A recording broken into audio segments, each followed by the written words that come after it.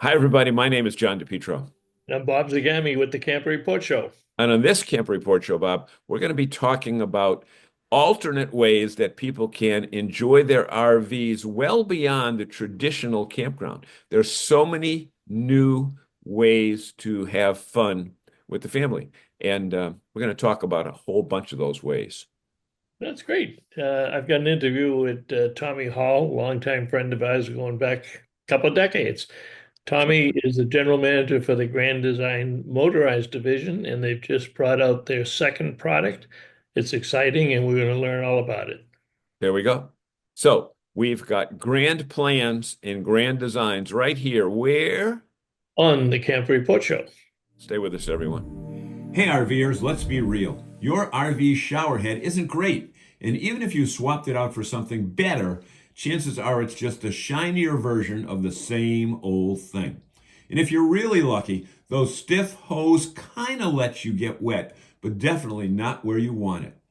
That's where Waterpik comes in. A global leader in water technology, they've designed the Transform RV showerhead to change the way you shower on the road, making it easier and more efficient to shower in tight RV spaces.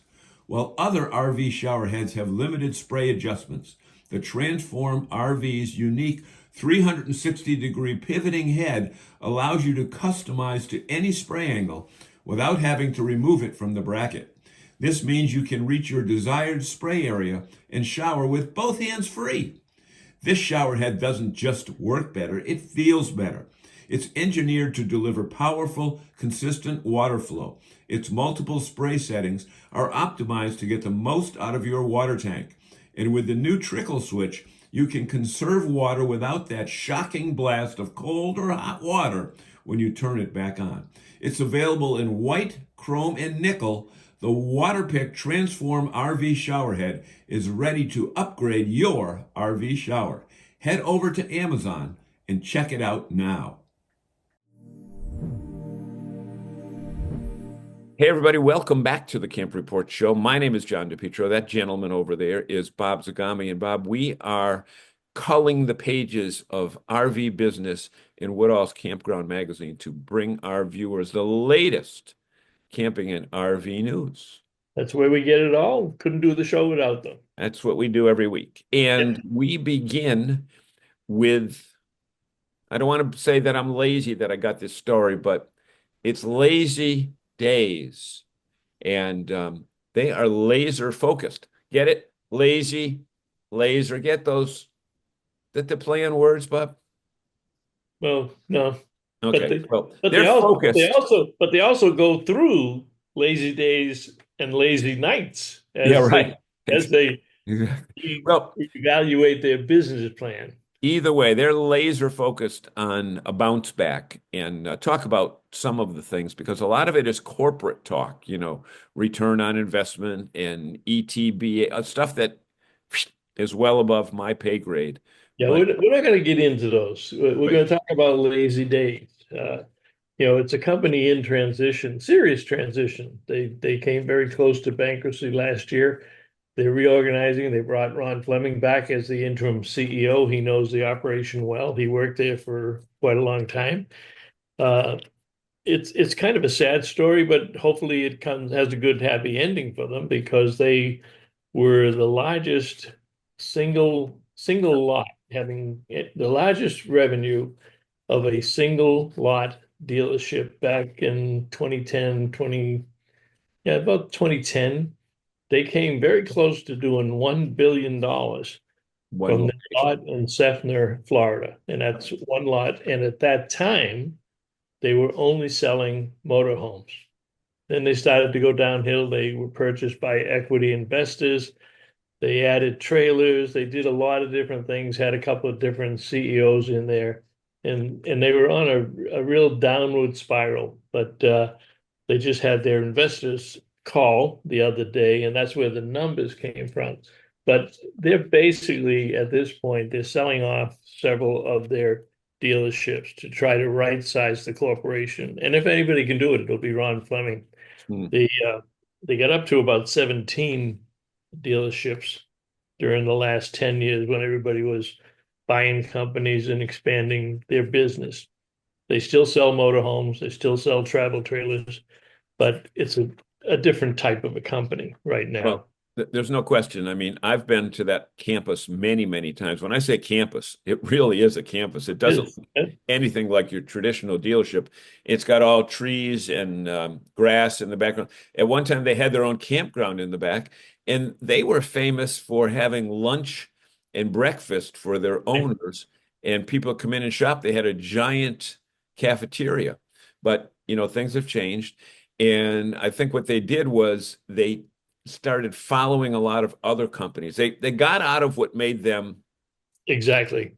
what they did best, one location, Yep. and tried to diversify and open several locations. And sometimes it works, sometimes it doesn't.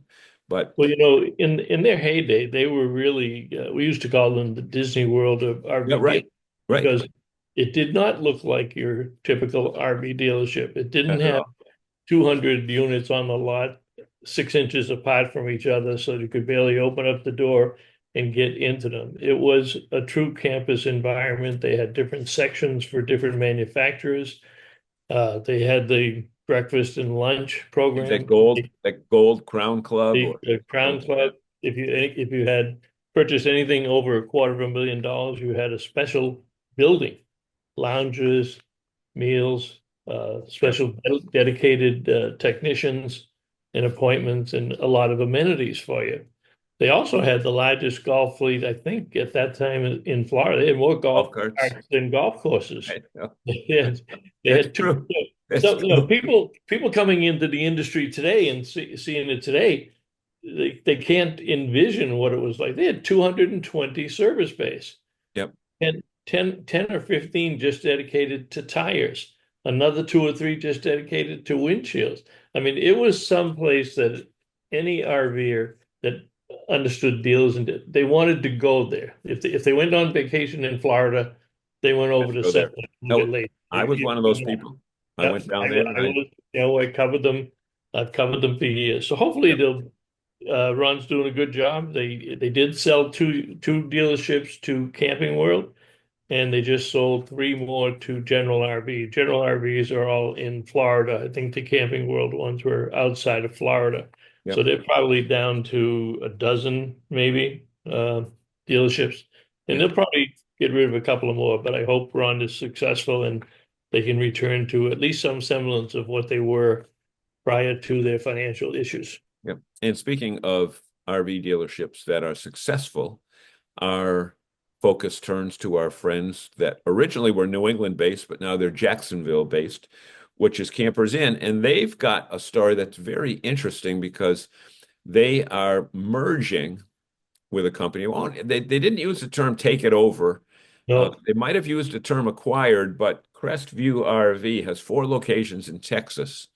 And they are going to, I believe, stay under that banner, that name. I don't know where it'll say a Campers Inn company under that, but rather than get rid of their history and put the Campers Inn logo, Jeff and Ben Hirsch are looking at it a little bit differently. Talk a little bit about the way that they're doing this. They will control the company, but not on paper. well, it's a unique because we don't have details of Yep. the financial arrangements, but basically, Mike Reagan was the president of Crestview, but it was owned by a different family.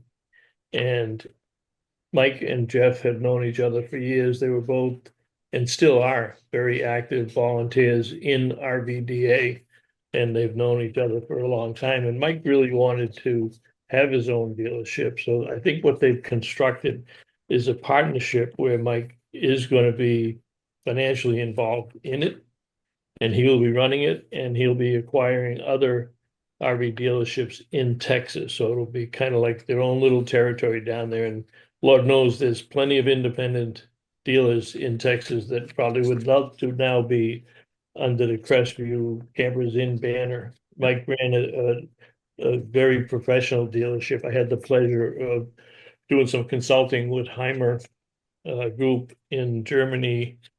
God, must have been least 10 years ago, might have been 15 years ago, he and I were consultants on a project for a company that was looking at buying the Heimer Group, and it was not Thor Industries. Our recommendations at that time were that the company not buy Heimer, and Thor eventually purchased the Heimer Group and established Heimer North America. So it looks like it's going to be a very good arrangement for everybody involved, and certainly wish Mike Reagan goodwill, and Campers Inn just continues to roll on down the highway. It's almost Yep, like they're oblivious to the world around them. They exactly. Jeff and Ben are going to do what Jeff and Ben want to do, and When they they, want to do it. they even take a shot in the press release about the corporate equity type guys of the Blue Compass and the Camping World and other publicly companies that Jeff doesn't have to go by the same rules that they Corporate do. rules, right? And Yep. they find the financing. They're very well heeled with it, and they just go along. And it almost seems when you look at I'd say the last five acquisitions, they've actually elevated the expertise and the capabilities of the companies that they're hiring and that they're acquiring. Yep. They are really building a very strong company, and they're really concentrating on the management level throughout the country. They have got an incredible management team, and with due credit to Jeff and Ben Hirsch, who are steering that ship or Yep. driving that motorhome. Yep. And speaking of the ship, a starship. Yeah, Starship. Look at see the way I segue from one topic to another better than anybody. it's better Because than absolutely. our You friends got at my vote, John. thanks so much. Our friends at Spacious Sky Campgrounds, with 15 or 17 units, depending upon who you listen to, from Maine all the way down to Savannah, Georgia, they they do some cool stuff. They are into this Ooh, stargazing thing. And our friend Allie Rasmussen, who's one of the owners of the company, said that before they acquired their campgrounds in the last 4 or 5 years, they went to that campground in the dark and they looked up to see if they had a clear view of the sky. And you know what? Every one of their campgrounds that's mentioned in this article kind of has something special. Talk a little bit about what Allie's trying to do here. well, these are a couple of terms that are showing up more in RV and camping related articles and videos and what have you. So first being dark skies, and dark sky refer to dark skies that when you're camping, you don't want all that outside City light light, coming in from the city light, shopping mall right? across the thing or headlights from the highways. You want to be able to look up in the sky and actually see the Milky Way, the Big Dipper, and you can if you have perfect dark skies. Now that goes along with a new, it's not new, but I think more consumers are adapting it now, is astrophotography, the photography of dark skies. Yep. And some of the photos are incredible. There's some really internationally famous photographers that do it. In fact, not that he's world famous, but one of my nephews is the ranger at Kissimmee State Preserve down here in Florida, right on the Okeechobee. And he has gotten into astrophotography. He just became the ranger there within the last 2 or 3 months. And because of the dark skies associated with this, and that particular campground that he's at, which is a Florida State Park, just showed up in another article of 8 campgrounds in Florida that are noted for their dark skies capabilities. So you'll hear that, and you'll see people that are going to be searching out those types of campgrounds to practice their astrophotography because you Yep. don't practice it in Boston or New No, York. no, no. You got to get out of New England where it's Right, you got to get out there. or Yeah. go way up to Maine and Vermont. So we Yeah. want to wish them well in their new marketing campaign about coming to see dark skies Right. up in any of the Spacious Skies properties again, which range all the way from Maine and Yeah, and if our fans have any dark skies campgrounds or locations that they like, put it down below and like the program, share the program, but tell us some of the places that you like so we can share that information. There we go. That is the news of the week right here. Where, Mr. Zagami? On the Camper Report Show. And special thanks to our friends at RV Business and Woodall's Campground Magazine. Stay with us, everyone. We have a great show for you today. Calling all RV enthusiasts. Protect your investment with RV Roof Magic, the ultimate RV coatings for defense against roof damage and leaks. Our cutting-edge liquid butyl coating forms a seamless barrier, safeguarding your RV from moisture, UV rays, and environmental wear. It's easy to apply and incredibly durable. RV Roof Magic offers peace of mind on every journey. Don't let roof issues dampen your adventures. Trust RV Roof Magic to keep you dry and worry-free wherever the road takes you. RV Roof Magic is the only liquid butyl rubber in the world that only needs one coat and never needs a primer. And it comes with a 10-year warranty, too. Visit rvroofmagic.com/RVLife and extend your roof another 18 to 20 years.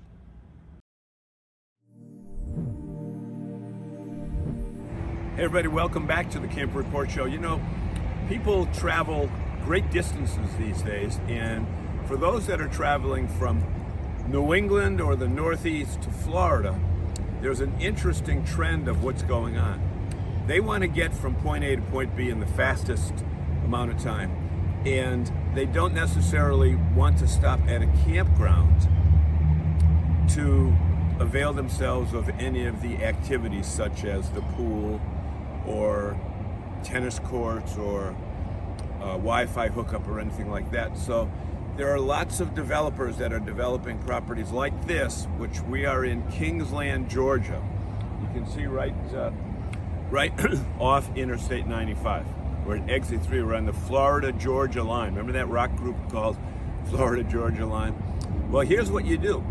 You make your reservations entirely online, and I believe the price for this one is $39 a night. It could vary depending upon the time of the year. And what you do is you come right in and they assign you a spot, and you've got your spot right there. Now, this is not the only company that's doing this. Love's Gas Stations has several of these throughout the country, and they're building more and more. Some as small as 4 spots up to as large as 25 or 30 spots, because there are people that, again, they want to get from point A to point B and don't want to stop at a campground, etc. So you say, well, what about hookups? I need power, I need electricity, I need internet or that type of thing. So that is all taken care of, and here is what they do. So when you make your payment online, you're given a code. It will tell you exactly what spot. This is spot 3, and you drive in, and right here is all your utilities. You've got your setup right here for your dump tank. Then you've got your electricity right here. And then you've got 50 amps or 30 amps. And you've got an area for your hose and then your water spout. So you've got all your utilities, and you're convenient to the highway. So you can come in, set up quickly, and when you're ready to go, unhook and go. All over the country, there are a number of Harvest Host facilities, just like this one in Florida. And if you're going to a major sporting event like the Daytona 500 that we did, there's oftentimes ample parking right on the grounds of the facilities that you're going. So we haven't been a big user of national parks up until we discovered recreation.gov and found this beautiful facility just about 10 miles outside of Fort Myers, and it's on the locks, Lake Okeechobee locks, and There the locks are on the other side. No boats going through now. But look at this, right smack dab on the water. There's about 30 spots here. And here we are, having a great time in Florida. Hey, look up recreation.gov. And this site, believe it or not, folks, is $30. And if you have the senior pass, it's $15. So the ocean is angry. And we're here in Florida at 50 degrees. Look at those waves. And we are parked right there. We were rocking and rolling last night with the wind. We were at Flagler Beach. And nobody, absolutely nobody. But you know what? A good day RVing is better. A bad day RVing is better than a good day working. All right, welcome back everybody to the Camper Report Show, and our guest today is Tommy Hall. And Tommy, you're the general manager of the Motorized division, right? I am. Yeah, At I'm the general manager at Grand Design. Yep, absolutely. The Motorized division. Grand Design. Did you ever think you'd see the day we'd see motorized units coming off Grand Design? Well, I've almost been with the company a decade, which has seemed like it's gone really, really fast. And I kind of had an inkling, the 8 or 10 years ago when I joined the company, that I kind of thought we would get into it at some point. Did I think it would take Don this long to do it? No, but I think we're doing it at the right time, and I think we've got a lot of excitement behind what we're doing. So, I'm really happy with what we've done so far. And again, it's been a little bit longer than what we all thought, but I think the timing's just right now. Yeah, it's a great entry for you, and the products are great. And I know every time during that time, remember the day you joined them, every time I saw Don, I'd say, "When are you going to do motorhomes?"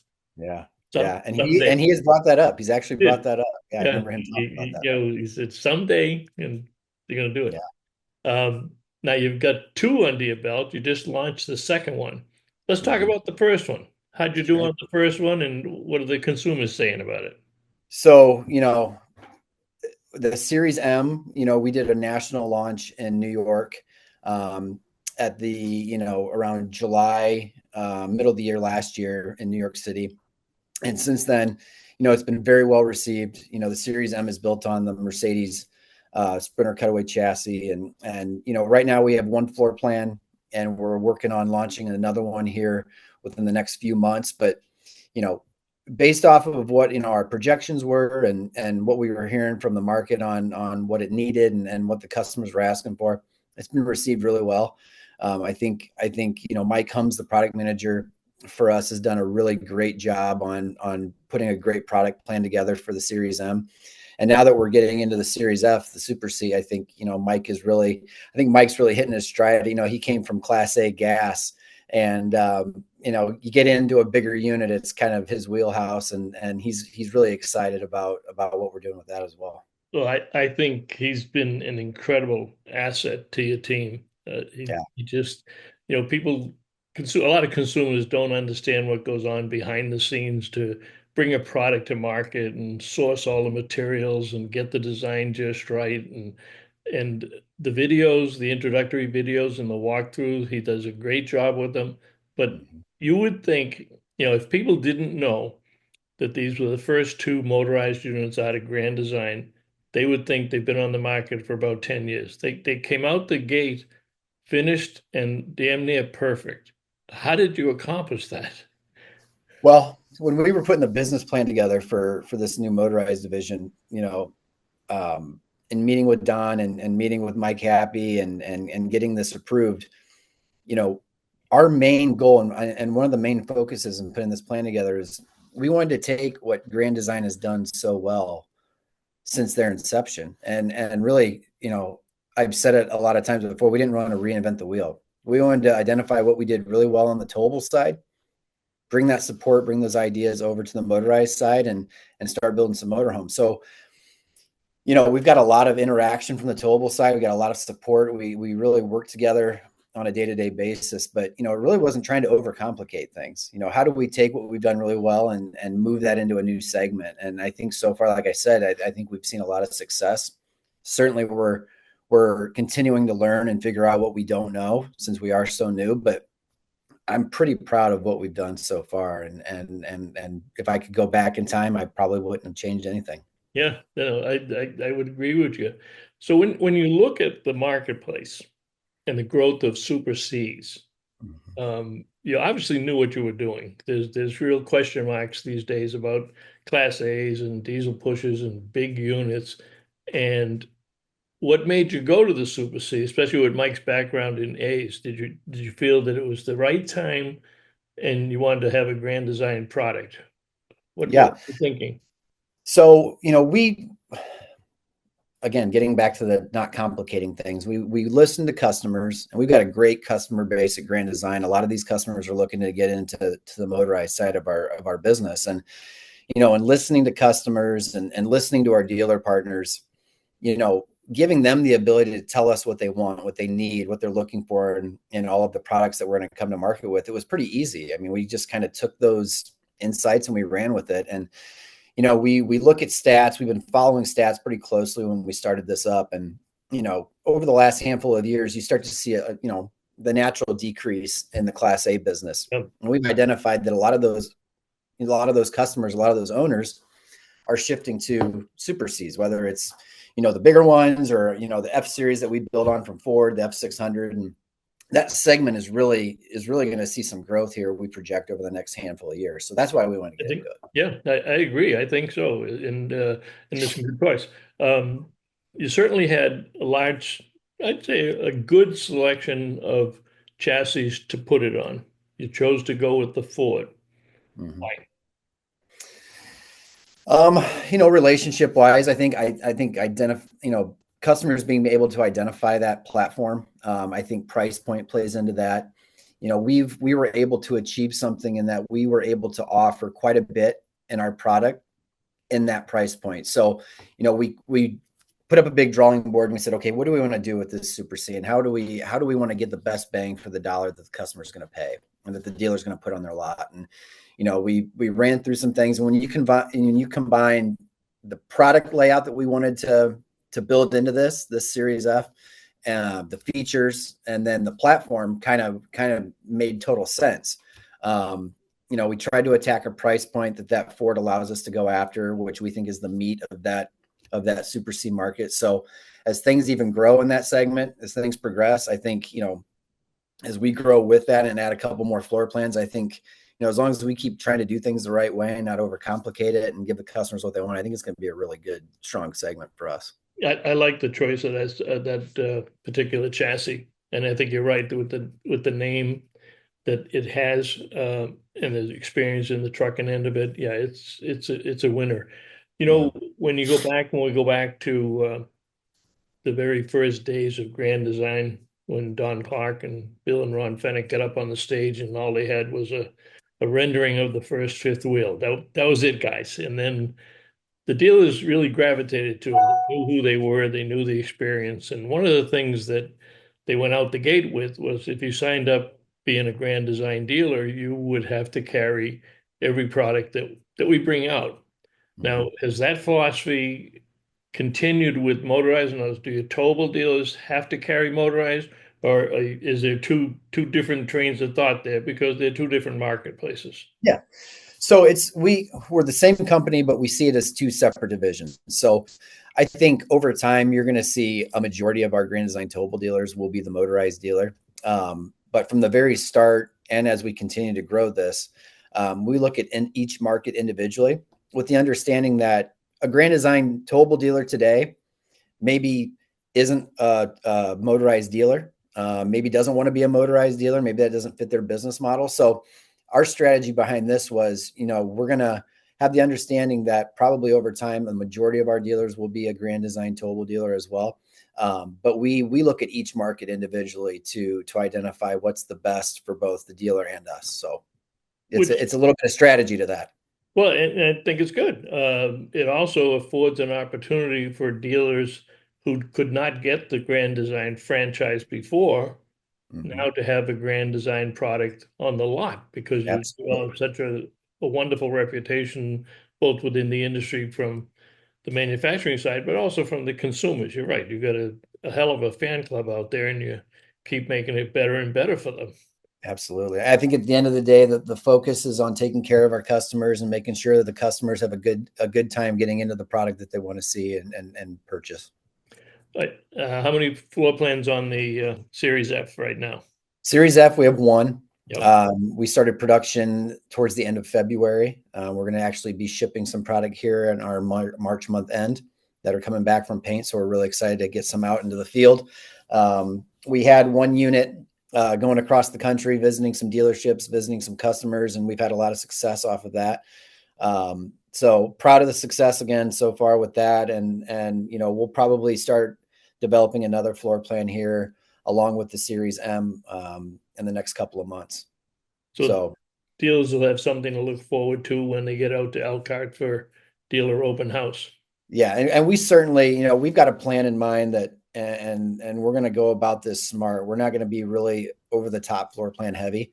We're going to focus on building good quality, solid, marketable floor plans that a lot of people can,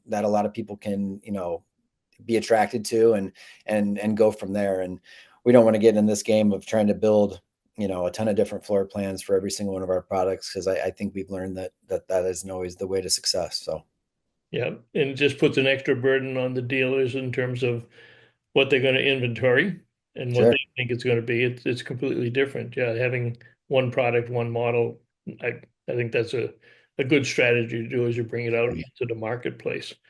So I guess today is Tommy Hall, General Manager at Grand Design RV, and launched the motorized division from scratch. So he's the man behind the Series M and the Series F. I'm sure you're very busy, Tommy. You probably don't have any new products coming behind it, but what else should people know about Grand Design's motorized division Well, we supporting? actually we actually do have another product coming right behind the Series F, but I can't give too much detail because I'm going to give that opportunity to our great marketing team at Grand Design to launch that. But we do have another exciting product coming right behind the Series F that we're really, really excited and proud about. And I urge everybody to keep their eyes open for that as we move through summertime. But outside of that, just really excited. A lot of good things happening at Grand Design as a whole. The towable side is continuing to improve that product and make things better for our customers and keep the customers the central focus. And, like I said at the very beginning, let's not reinvent the wheel. Let's always try to do even better what we've done well in the past. And I think, we're all bought into this still today. And I think we all feel really good about the future. I know times are a little bit weird right now and unsure, and the market seems to be a little wavering right now, Right, but at the end of the day, if you take care of the customer and you take care of your business partners, I think at the end of the day, you're going to be in a pretty good spot. you're right. You're right. So you chose to tease me Yeah, after I bring you on the show. You could make the international announcement right now this afternoon on the Camper Report Show, Tommy. I could. And would I love to do that with you, Bob? I would, because you and I go back pretty far, but I know a couple people that would be really, really mad at me if I did that. And I don't Um, want those people mad at me. yeah, probably Don Clark, Mike Happy, a few Yeah. others. Yeah. All They're right. pretty important to keep Yeah, happy. yeah. Tommy, thanks for joining us today, and we'll catch up to you down the road and probably see you at open house. But congratulations on both products and certainly the new Series F that starts to roll down the highway. Absolutely. Well, I appreciate you having me on. It's always good to catch up with you, and I look forward to seeing you here again soon. Great. Thanks, Tommy. See ya.